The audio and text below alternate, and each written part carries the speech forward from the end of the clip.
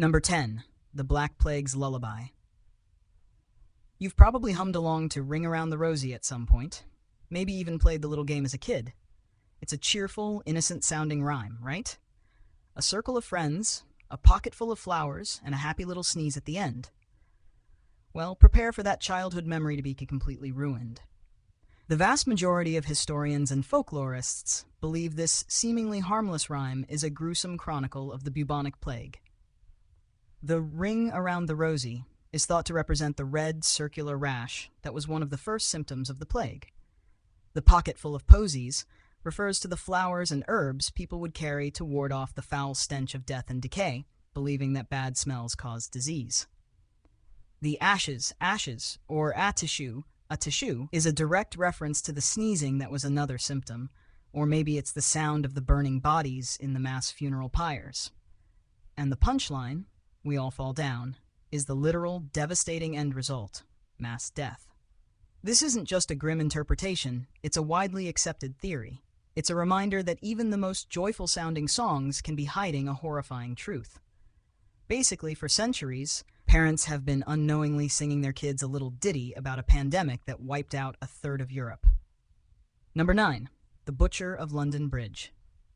London Bridge is falling down, falling down, falling down. It's a classic, a song everyone knows. You probably sang it while building with Legos or playing tag. But the rhyme's dark origins aren't about a simple construction failure. Oh no, the true meaning is far more sinister. The most disturbing theory suggests the rhyme is about immurement, the practice of entombing living people inside a structure to bless or strengthen it. The rhyme's lyrics about using my fair lady to build it up with silver and gold or iron and steel are thought to be direct references to human sacrifice. The idea was that by burying a person alive in the bridge's foundation, their spirit would protect it from falling down. Historical evidence of this is shaky at best, but the legend itself is deeply ingrained in the culture. The fair lady could be anyone, a noblewoman or a child, chosen to be bricked up inside the bridge's pillars. The rhyme became a sort of macabre warning or a dark joke about the immense human cost of building such a massive structure. The next time you see a picture of London Bridge, just try to imagine that somewhere inside its foundation, a fair lady might be resting eternally, a very literal guardian angel of traffic. Number 8. Mary's Nasty Garden. Mary, quite contrary. How does your garden grow? If you've ever wondered what this little rhyme is all about, you probably imagined a cute girl in a bonnet tending to her flowers. That's what the innocent-sounding lyrics want you to think. The reality is far more gruesome, and Mary is almost certainly a reference to one of the most infamous and violent figures in English history, Mary First, or Bloody Mary. Mary First was a devout Catholic who took the throne in the 16th century and began a brutal persecution of Protestants. The rhyme is a clever, coded way of talking about her reign of terror. Her garden isn't full of flowers, it's a graveyard. The silver bells and cockleshells are thought to be slang for torture devices. The silver bells were thumbscrews, and cockleshells were instruments of torture attached to a person's genitals. The pretty maids, all in a row, are not maids at all, but a line of people waiting to be executed. A macabre procession on their way to the chopping block or the burning stake. So the next time you hear this rhyme, you'll know it's not about gardening at all. It's a chilling historical record of a queen who planted death and cultivated terror. Number 7. The Headless Horseman's Song. Humpty Dumpty sat on a wall. Humpty Dumpty had a great fall. This one seems harmless, a simple tale of a clumsy egg. But you've probably heard the popular theory that Humpty Dumpty wasn't an egg at all. He was a cannon. The rhyme is believed to be about a powerful cannon used during the English Civil War in the 17th century. This giant cannon, named Humpty Dumpty, was perched on a church wall in Colchester. The wall, unfortunately, took a direct hit from enemy fire, and Humpty Dumpty had a great fall. The rhyme's next line, all the king's horses and all the king's men couldn't put Humpty together again, refers to the royalist soldiers who tried and failed to hoist the massive cannon back up after it fell. No matter what they did, the cannon remained broken and useless. This theory is a great example of how historical events can get turned into simple rhymes to make them easier to remember and talk about. Instead of an egg, you've got a massive piece of artillery getting destroyed in a battle, and a bunch of frustrated soldiers trying to fix it. The rhyme is basically a coded debriefing report for a failed military operation. Number 6. The French Revolution's Revenge. Imagine a cheerful song about a kid who fell and broke their crown. That's Jack and Jill, right? A simple, innocent tale. But as you might have guessed, the truth is far more gruesome. This rhyme is widely believed to be a thinly veiled jab at King Louis XVI and Queen Marie Antoinette of France, who were executed during the French Revolution. Jack is King Louis XVI, who was beheaded. The term Jack was also a common slur for a peasant, adding another layer of insult to injury. The crown he broke wasn't a bump on the head. It was a metaphor for losing the throne. And Jill is Queen Marie Antoinette, who followed him to the guillotine.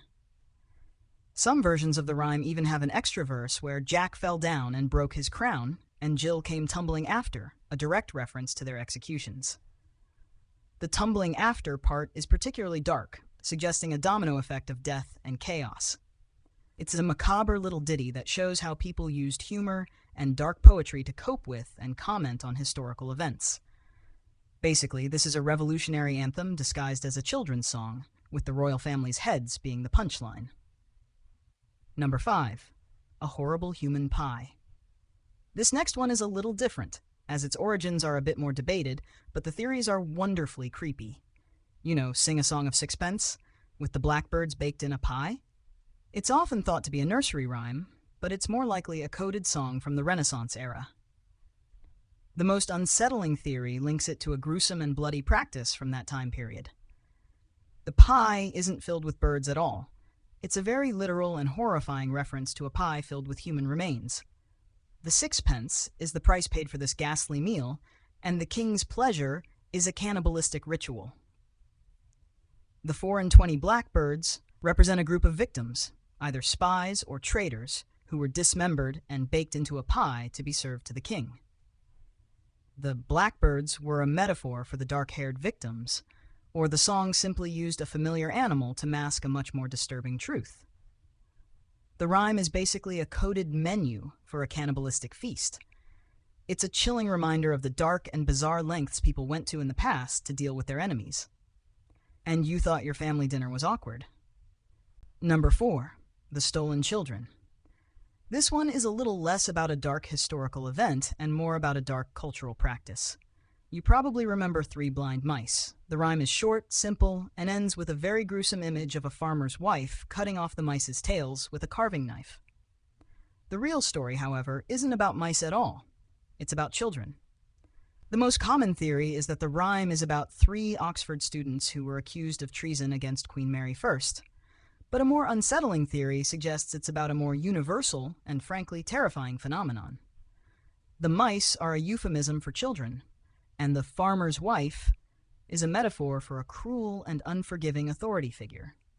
The rhyme is thought to be a coded warning to parents about the dangers of their children being taken away and punished by a ruthless regime, a sort of grim, be careful what you say warning. It's a chilling thought that a song meant for children is actually about the horrors of children being maimed or even killed for minor offenses. It's a reminder that innocence in many historical contexts was a luxury that few could afford. Number 3. The Baby in the Cradle.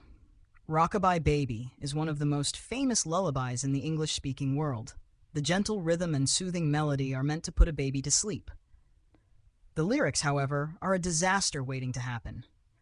A baby in a cradle on a treetop, the wind blows, the cradle rocks, the bob breaks, and the baby falls. It's a literal warning of a catastrophic accident, not exactly the stuff of sweet dreams.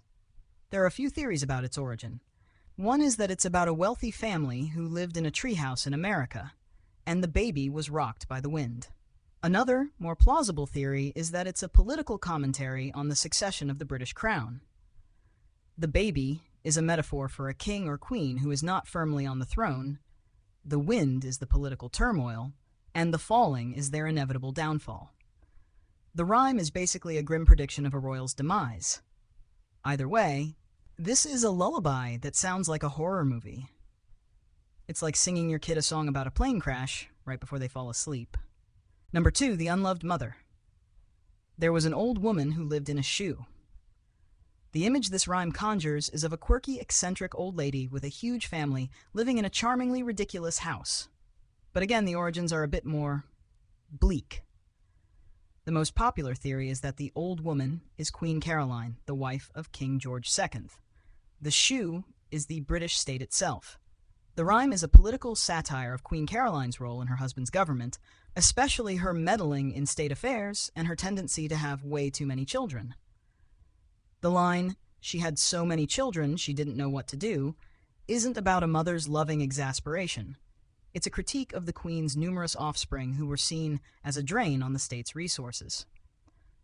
The line, "She gave them some broth without any bread," is a criticism of her government's policies, which were seen as ineffective and failing to provide for the people. This is a political cartoon in rhyming form. It's a hilarious and scathing attack on a historical figure, disguised as a sweet, simple rhyme. Basically, this is the 18th century equivalent of a viral political meme. Number 1, The Unspeakable Lie. Old MacDonald Had a Farm, E-I-E-I-O. A beloved song that teaches kids about animal sounds. What could possibly be sinister about that? Well, this one is a bit of a stretch, but it's so good it has to be on the list. The theory goes that Old MacDonald isn't a farmer at all, but a landlord, and the animals are his tenants. The E-I-E-I-O is a sort of code for a debt collection. The animal sounds are a metaphor for the tenants complaining about their living conditions and the exorbitant rent.